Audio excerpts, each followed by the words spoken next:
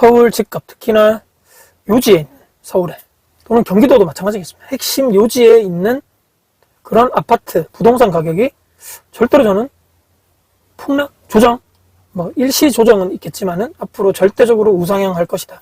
폭락하지 않는 이유를 우리는 현실적으로 이것 때문에 절대로 떨어지지 않겠구나라고 우리가 생각을 해보시면 된다라는 생각을 하게 되면서 뭐 이게 정치적으로 좌가 맞다, 우가 맞다, 진보니 보수니 이런 뭐 좌파 우파 이런 생각을 잠깐 내려두시고 오늘 제가 짧고 굵게 말씀드린 요령을 가지고 이렇게 생각해야 되는구나. 이것 때문에 대한민국 뭐 부동산 불펜이 뭐니 이런 얘기가 나오는 이런 이유가 여기서 있겠구나라고 생각을 해주시면서 오늘 영상 한번 끝까지 한번 들어봐 주시면 감사드리겠습니다. 아직까지 닥커프TV 구독을 해주지 않고 들어주시는 분이 많은데 구독, 좋아요, 알람 설정까지 해주시면 제가 아주 큰 힘이 된다는 말씀 드리면서 시작을 해보겠습니다.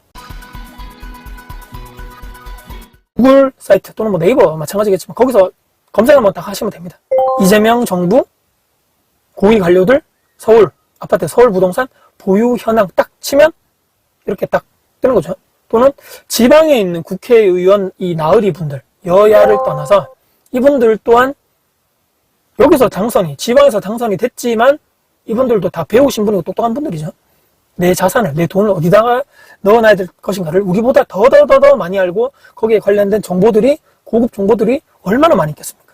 그분들도 국회의원들, 지방 국회의원들의 재산을 특히 부동산 보유 현황 또는 주식이나 코인 쪽에 얼마나 있는지에 대해서 딱 그냥 찾아보면 쉽게 이렇게 탁탁탁 자료들이 나온다는 얘기죠. 지금 똘똘한 한 채 전략이 지금 이제 추석 이후에 또 이제 부동산 정책이 나온다라고 바로 또 뉴스에 나오더라고요. 당연히 수순되어 있는, 왜냐하면 지난 정부 똑같은 상황이 그냥 계속적으로 지금 벌어지고 있는데 우리는 인간은 또 망각의 동물이죠. 이 조금만 더 생각해보거나 예전에 문재인 정부 때 맞다 이렇게 돼가지고 이렇게 돼서 규제를 강화하고 대출을 조이고 더더더 규제 지역을 더 확대 재생산해서 쭈쭈쭈 다 퍼져나갔더니만 계집까지 오르더라라는, 그리고 아파트 포함해서 아파트를 떠나서 비아파트, 빌라, 뭐 오피스텔 이런 것도 쫙 그냥 순차적으로 모든 것이 오르면서 대세 상승장이다, 불장이라고 했던 그런 상황이 이번 정부에서는 처음에 나왔을 때 뭐 세금으로 잡지 않겠습니다.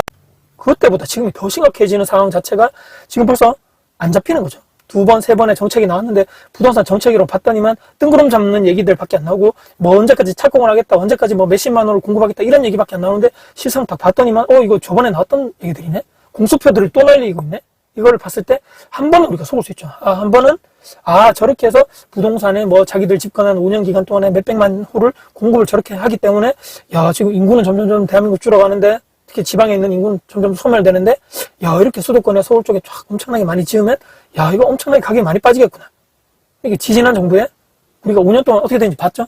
그때는 근데 지금하고 다른 것이 정말 그때는 그 전 정부에서 인허가 착공을 많이 했기 때문에 입주가 많았다는 얘기죠. 근데 그때도 부동산을 30몇 번 정책이 나왔음에도 불구하고 계속적으로 가격이 폭등하고 대세 상승장이 전국이 불장이 되면서 그런 식으로 갔었는데 그때는 입주가 있었고 그 후에 신규로 입주할 아파트들이 공급이 있었음에도 불구하고 그렇게 올랐는데 지금은 너도 알 것 없이 전문가, 비전문가, 뭐 시장 전문가, 뭐 정책 전문가, 뭐 거기에 있는 뭐 정책을 관여하는 그 고위 관련 또 은행 쪽에 있는 전문가들 전부 다 할 것 없이 지금 말하는 것은 향후에 신축 입주가 부족하다라는 것은 누구나 다 지금 입주 물량이 다 나와 있기 때문에 팩트로 나와 있는 상황입니다. 근데 이 상황에서 아직까지도 다주택자들을 겨냥하거나 임대사업을 하는 사람들은 죄악시하고 있거나 집을 많이 가지고 있는 사람들에 대해서는 저 나쁜 놈들 저런 놈들 때문에 집값이 오르고 이런 얘기 하는데 이렇게 얘기를 하는 거죠. 도대체 그러면 전월세 물량을 누가 공급하는 것인가? 전월세. 내가 사는 집 빼고 누가 플러스 알파가 있어야지 그 집에 대해서 전세나 월세를 공급하는데 그 공급하는 주체가 누구냐 했을 때는 다 하는 거죠. 우리가. 다주택자들, 임대사업자, 집주인들이 공급을 하는 건데 지금 다 똘똘한 한 채로 모든 전략이, 모든 정책이 그렇게 가 있는 거죠. 그런 상황에서 왜 저 똘똘한 한 채 전략을 지금 7년, 8년, 뭐 10년 가까이 이렇게 고수를 하고 있는데 왜 저러지 도대체? 포기하지 않고 계속적으로 그 올라가는 애들만 왜 올라가게 만들지? 저 도대체 이유가 뭐지? 이렇게 좀 폭등을 자꾸 시키려는 정책으로 가는 거지. 이번에 또 대출 규제한다 그러고 대출 규제하면서 뭐 10몇 억에 있는 아파트들을 아예 대출 제로, 문재인 정부 때 나왔던 정부 그대로 그냥 또 가고 대출 한도를 얼마에서 또 줄이고 6억에서 줄이고 또 4억에서 줄이고 나중에는 아예 뭐 제로로 하겠죠. 그만에 또 그리고 나중에 대해서는 집을 한 채만 사고 두 채부터 사는 놈들에 대해서는 이렇게 하겠죠. 무기징역 뭐 이렇게 하는 법이 나올 수도 있는 거죠. 뭐 어떻게 될지 모르는 상황이다 보니까. 근데 왜 자꾸 이렇게 할까?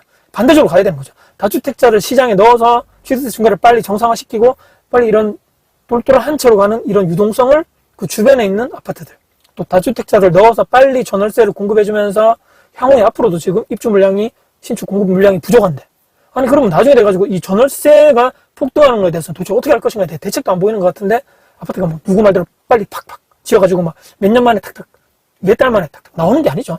최소 몇 년, 5년, 6년간에 뭐 이렇게 그런 공급되는 기준이라든지 절차라든지 요즘에 건설안전법이라든지 중대재해처벌법, 노란봉투법 때문에 이게 막 지어지는 속도도 엄청나게 늦어지고 있는 상황에서 계속적으로 지금 쪼이는 전략, 수요를 억제하는 전략, 공급은 어떻게 하겠다라는 전략은 별로 없는 거죠. 그런 정책은 단기간에 되지 않기 때문에 단기간에 효과를 볼 수 있는 이렇게 쪼이는, 목을 이렇게 쫙 조이는 그런 정책만 지금 남발되고 있고, 또 그렇게 또 나오겠죠, 앞으로 계속적으로. 근데 왜 이럴까?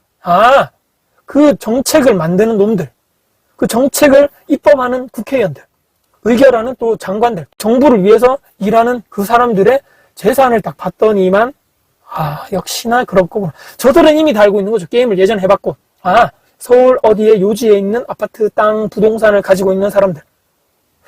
재산이 계속적으로 가치가 올라갈 수밖에 없네? 어설프게 이제, 이런 가진 놈들 있잖아요. 어설프게 막, 소위 열심히 돈 벌어가지고 직장 생활해가지고 이런 자산을 한 채 한 채, 저 같은 사람들은 말입니다. 저런 놈들은 보유세 폭탄으로, 세금 폭탄으로 망치 이렇게 두더지 튀어나오듯이 탁탁탁 잡는 것처럼 저런 놈들은 세금으로 때려잡아버리고, 소위 극상위 기득권, 그들은 돈도 가지고 있고 자본도 가지고 있고 권력에, 영향력에, 돈 되는 정보까지 다 가지고 있는 거죠. 중간에 저 같은 이런 우리 대부분의 사람들, 중산층 같은 사람들을 무너뜨리고 그들을 하층민으로 내려 주저앉히는 거죠. 그래서 기본소득이니 기본 대출이니 저녁이 있는 삶이니, 야 너희는 너무너무 애썼기 때문에 대충 살아, 뭐 여유를 가지면서 살아도 돼, 회사의 노예로 살지 마, 자유롭게 살아, 왜 넌 소중하니까. 모두 다 게을러지게 만들고, 노력하는 게 잘못됐다고 얘기하는 거죠. 있는 그대로의 네가 소중해. 먹고 마시고 놀고 여행 다니고 소비 지출 모아둔 돈 없고 내 이름으로 소유한 집, 자산도 없고, 나중에 회사에서 나가게 되면 월급이라는 게 또 없어지는 거죠. 그 없어지는 인생의 코너에 딱 사람이 몰리게 됐을 때, 그때 야 네가 나에게 표를 주면 내가 저놈, 저 부자들, 저 다주택자 놈들, 저 기업의 사장, 저런 기업가의 저런 놈들, 저 부자 놈들 다 때려잡아줄게, 없애줄게. 저런 놈들 때문에 네가 가난해지는 거야. 나한테 영향력을 줘. 내가 너희를 구원해줄게. 넌 대신 아무것도 하지 마. 표만 줘. 나는 너에게 기본소득 줄게. 1년에 한 50만 원? 1년에 50만 원 됐자. 무료 쿠폰도 나눠줄게. 이 뇌를 점점 제 기능 못하게 만들면서, 이 좀비라 그러나요? 좀비로 만들어버리게 되는 전략이 그들 전략이라고, 우리는 요까지는 최소한 생각을 해야 된다는 얘기죠.